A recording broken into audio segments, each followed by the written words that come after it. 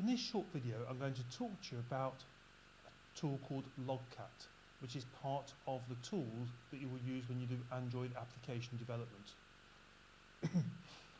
Logcat is an Android logging system, and it provides a mechanism to collect and view the system debug outputs. Logs from various applications and systems are collected together in a single feed, and it's in the form of a circular buffer which can be viewed and filtered, so you can see what's going on.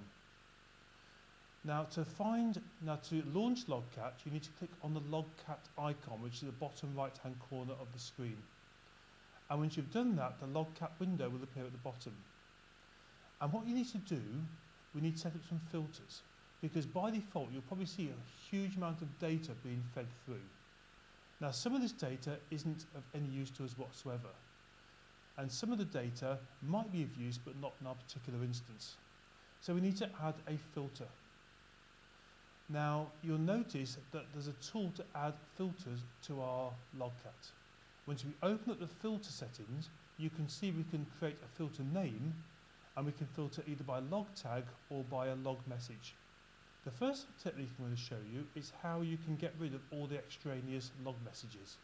And to do that, we have to add a special regular expression which filters out any Logcat message which has the term native get enabled tags, because that's all junk. So to do that, you would add that regular expression to the log message filter, and that would remove any filters which didn't have, and that would remove any of the logs which don't have that particular term. A better and neater way for you to work though is when you start logging messages, you can add a log tag to each of your messages, and then in the Logcat window you can add a filter to only see messages for your particular tag. And what we do when we send a log message is we use the log class, and we use some class methods called D, W and so on, and these stand for the different levels of logging.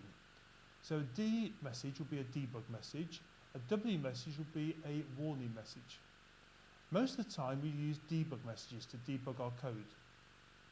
So to send a debug message, you would use log.d, and then there are two parameters.